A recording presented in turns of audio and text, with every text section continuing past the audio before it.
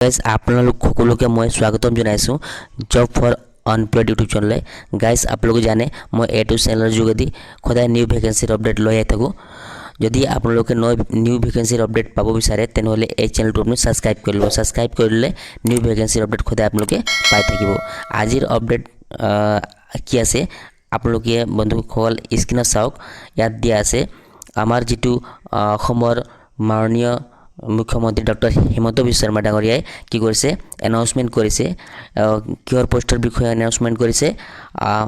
Assam police forest battalion পোষ্টৰ বিষয়ে announcement কৰিছে। তেনেহ'লে গুড নিউজ আছে কাৰ কাৰণে? যি কেণ্ডিডেটে প্ৰিপেয়াৰিং কৰিছে Assam police forest upcoming recruitment কাৰণে, তেওঁলোকৰ কাৰণে বহুত ভাল খবৰ আছে বন্ধুসকল। তেনেহ'লে বলক ভিডিঅ'টো আৰম্ভ কৰোঁ। আপোনালোকে ভিডিঅ' স্কিপ নকৰিব। মই এই ভেকেঞ্চিৰ বিষয়ে ডিটেইলত আপোনালোক জনাই আছোঁ। চাওক বন্ধুসকল, ইয়াতে স্ক্ৰল কৰিলে তলত আপোনালোকে চাব পাৰিব ইয়াতে ফৰেষ্ট ডিপাৰ্টমেণ্ট ৰিক্ৰুটমেণ্ট। ইয়াত চাওক, ইয়াতে ফৰেষ্ট ডিপাৰ্টমেণ্ট ৰিক্ৰুটমেণ্ট 2025 and 26, ঠিক আছে। অৰ্গেনাইজেশ্যন যিটো আছে ষ্টেট লেভেল পুলিচ ৰিক্ৰুটমেণ্ট বৰ্ডে এইটো পোষ্টটো ৰিলিজ কৰিছে, ঠিক আছে। এপ্লাই প্ৰচেছটো অনলাইন কৰা হ'ব। লাষ্ট ডেট ডিচেম্বৰলৈকে হ'ব, ঠিক আছে। আৰু টোটেল ভেকেঞ্চি এতিয়া আপডেট কৰা নাই। ইয়াত চাওক টোটেল ভেকেঞ্চিটো এতিয়া আপডেট চুন লিখা আছে ইয়াতে। আৰু পোষ্ট নেম যিটো হয় পোষ্ট নেমটো ফৰেষ্ট গাৰ্ড গ্ৰেড 1 আৰু ফৰেষ্ট চাওক ফৰেষ্ট গ্ৰেড 1 আৰু ফৰেষ্ট গ্ৰেড তাৰপিছত AFPF কনষ্টেবলৰ ভেকেঞ্চি ইয়াত আছে, ঠিক আছে। আৰু ৱেবছাইটটো ইয়াত দিয়া আছে, ইয়াত ভালকৈ ৱেবছাইট দিয়া আছে slpbsasam.in। এইটো তাত গৈ পেলাই আপোনালোকে কৰিব পাৰিব, ঠিক আছে বন্ধুসকল। আৰু আমি বিশেষকৈ ভালকৈ জানিম। আৰু চাওক ইয়াত আসাম ফৰেষ্ট ৰিক্ৰুটমেণ্ট এজ লিমিটটো কি আছে? তো age limit for the post of forest grade 1 আৰু ফৰেষ্ট গাৰ্ডৰ কাৰণে এজ লিমিট ইয়াত দিয়া আছে। চাওক 18 ইয়াৰ্ছ মিনিমাম হ'ব লাগিব আৰু মেক্সিমাম 40 ইয়াৰ্ছ হ'লে হৈ যাব। আৰু পোষ্ট AFPF কনষ্টেবল কাৰণে মিনিমাম যিটো এজ হ'ব 18 ইয়াৰ্ছ আৰু মেক্সিমাম 25 ইয়াৰ্ছ এজ হ'ব লাগিব। আৰু ৰিলেক্সেশ্যনো দিয়া আছে SC STৰ কাৰণে 5 ইয়াৰ্ছ আৰু OBC আৰু MOCৰ কাৰণে 3 ইয়াৰ্ছ এজ ৰিলেক্সেশ্যন আপোনালোকে পাই যাব, ঠিক আছে বন্ধুসকল। এডুকেশ্যন কোৱালিফিকেশ্যন বহুত ইম্পৰ্টেণ্ট হয়, চাই লওঁ আমি। ফৰেষ্ট গ্ৰেড 1ৰ কাৰণে এজেঞ্চিয়েল যিটো কোৱালিফিকেশ্যন লাগিব বেচেলৰ ডিগ্ৰী হ'ব লাগিব, ঠিক আছে। বেচেলৰ ডিগ্ৰী হ'লে হৈ যাব। তাৰপিছত ফৰেষ্ট গাৰ্ডৰ কাৰণে কি আছে আপোনাৰ যিটো হায়াৰ ছেকেণ্ডেৰী পাছ হ'ব লাগিব 10+2, ঠিক আছে। আৰু ইয়াত দিছে কনষ্টেবলৰ কাৰণে, চাওক ইয়াতে AFPF কনষ্টেবলৰ কাৰণে HSLC পাছ হ'লে হৈ যাব, ঠিক আছে। বেছিক কোৱালিফিকেশ্যন নালাগে। তাৰপিছত ফৰেষ্ট ৰিক্ৰুটমেণ্ট চিলেকশ্যন প্ৰচেছটো কেনেকৈ আছে? প্ৰথমতে কি হ'ব? ফিজিকেল টেষ্ট হ'ব, ঠিক আছে। প্ৰথমতে কি হ'ব? ফিজিকেল টেষ্ট হ'ব। তাৰপিছত কি হ'ব? ফিজিকেল ইফিচিয়েঞ্চি টেষ্ট হ'ব, পেট হ'ব। তাৰপিছত মেডিকেল টেষ্ট হ'ব, ৰিটেন টেষ্ট হ'ব। তাৰপিছত অৰেল টেষ্ট হ'ব বা ভাইভা হ'ব, ঠিক আছে। ফিজিকেল ষ্টেণ্ডাৰ্ড চাওক, ফিজিকেল টেষ্টত কি কি লাগিব? ইয়াত ফৰেষ্ট গ্ৰেড 1ৰ কাৰণে আৰু ফৰেষ্ট গাৰ্ডৰ কাৰণে কি কি ইয়াত দিছে চাওক।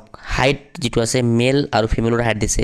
তো হাইট প্ৰথমতে জেনেৰেল OBC MOC আৰু STৰ কাৰণে যিটো মেল থাকিব 163 চেণ্টিমিটাৰ লাগিব আৰু ফিমেলৰ কাৰণে 150 লাগিব। আৰু STH আৰু STP মেলৰ কাৰণে 153 আৰু ফিমেলৰ কাৰণে 145 চেণ্টিমিটাৰ লাগিব, ঠিক আছে। আৰু নৰ্মেল যিটো আছে ইয়াতে চেষ্ট অনলি মেন নৰ্মেল 79 cm আৰু এক্সপেণ্ডেড 84 হ'ব। নৰ্মেল 79 cm হ'ব লাগিব আৰু এক্সপেণ্ডেড কৰিলে 84 cm হ'ব লাগিব, ঠিক আছে। আৰু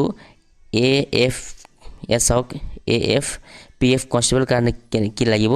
হাইট চাওক, ইয়াত হাইট লাগিব প্ৰথমতে দি দিছে জেনেৰেল কাৰণে OBC কাৰণে আৰু MOC আৰু SC কাৰণে মেল যিটো হ'ব 162.56 আৰু ফিমেলৰ কাৰণে 154.94 ইয়াত দিয়ে চাওক। আৰু STH আৰু STPৰ কাৰণে 160 মেল আৰু 152.40 ফিমেল। ভালকৈ চাওক ফ্ৰেণ্ড, মই গোটেই ভালকৈ আপোনাক জনাই আছোঁ। তাৰপিছত চেষ্ট অনলি মেন OBC MOC আৰু ST আৰু PCৰ কাৰণে 80 চেণ্টিমিটাৰ আৰু এক্সপেণ্ড কৰিলে 85 আৰু STHৰ কাৰণে 78 আৰু এক্সপেণ্ড কৰিলে 83 হ'ব লাগিব, ঠিক আছে। ফিজিকেল এফিচিয়েঞ্চি টেষ্টত কিমান 40 মাৰ্কছ আছে। আৰু ইয়াত দিছে মেল কেণ্ডিডেট, ইয়াত দিছে মেল candidate those who qualify in the PST will be subjected to 3200 metre race হ'ব, ঠিক আছে। উইদিন 40 মিনিটছৰ ভিতৰত 804 ছেকেণ্ডৰ ভিতৰত 3200 মিটাৰ্ছ ৰানিং কৰিব লাগিব ৰেচ মেল কেণ্ডিডেট ঠিক আছে আৰু লং জাম্প ইয়াত 335 centimetre for long jump 3 chances to be given তিনিবাৰ আপোনালোকে চান্স পাব ঠিক আছে মেল কেণ্ডিডেট কৈ আছো আৰু ফিমেলৰ কাৰণে ৰেচ হ'ব কিমান 1600 মিটাৰ কিমান টাইমত হ'ব 8 মিনিটছ 1600 মিটাৰ আপোনালোক ৰানিং কৰিব লাগিব আৰু লং জাম্প 244 সেন্টিমিটাৰ হ'ব লাগিব তিনটা টাইম আপোনালোকে চান্স পাব ঠিক আছে বন্ধুসকল ৰিটেন তাৰ পিছত ফিজিক্যাল টেষ্ট হোৱাৰ পিছত ৰিটেন টেষ্ট হ'ব for the post of forest grade 1 ৰ কাৰণে চাওক ৰিটেন টেষ্ট কিমান মাৰ্কৰ হ'ব 100 মাৰ্ক কাৰণে হ'ব ঠিক আছে আৰু 1 কোৱেশ্চন 1 মাৰ্ক হ'ব আৰু নেগেটিভ মাৰ্ক ইয়াত আছে 1/2 মাৰ্ক নেগেটিভ মাৰ্ক ইয়াত দিয়া আছে ফ্ৰণ্টকল আৰু লজিক্যাল ৰিজনিং আহিব এপ্টিটিউড ইংলিছ আহিব কম্প্ৰিহেনশন আহিব আৰু মেটাৰ আহিব তাৰ পিছত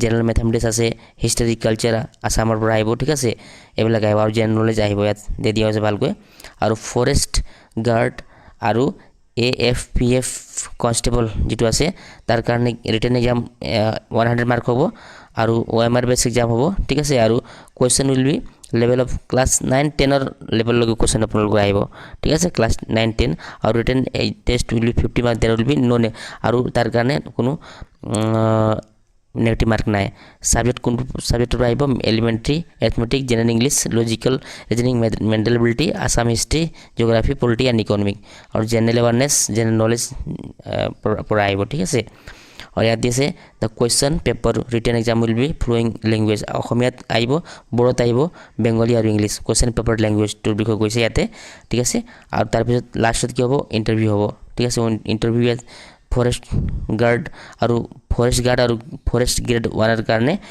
ইয়াত দিয়া আছে ইয়াত চাওক কি দিছে ক্যান্ডিডেট এপিয়াৰ ৰিটেন টেষ্ট যদি আপোনাৰ ৰিটেন টেষ্ট এপিয়াৰ হৈ যায় ফৰ ফৰেষ্ট grade 1 আৰু forest guard will have to walking test comprising of 26 kms for male আৰু 16 kms for female cover within 4 hours and walking test will be qualifying only will be carry on one no mark ঠিক আছে তাৰ পিছত ইয়াত দিছে important date তো important date two এতিয়া নৱেম্বৰ মাহ ৰিলিজ হৈছে নৱেম্বৰ মাহত এতিয়া লাষ্ট ডেট টু নৱেম্বৰ মাহতে দিছে ঠিক আৰু application last date two December দিছে তেতিয়ালৈকে একচুয়াল ডেট ইয়াত নোটিফাই কৰা নাই বন্ধুসকল একচুয়াল ডেট যেতিয়া দিব তেতিয়া মই আৰু ভিডিও বনাই আপোনালোক দি দিম ঠিক আছে আৰু অনলাইন কৰিবৰ কাৰণে ওয়েবসাইটটো মই দি দিম আপোনালোকে তাত গৈ আপোনালোকে অনলাইন কৰিব পাৰিব বন্ধুসকল তেনেহলে বন্ধুসকল ভিডিওটো কেনেকৈ লাগিল আপুনি কমেন্ট কৰি জনাব ভাল লাগিলে ভাল কমেন্ট দিব বেয়া লাগিলে বেয়া কমেন্ট দি দিব একো নহয় ঠিক আছে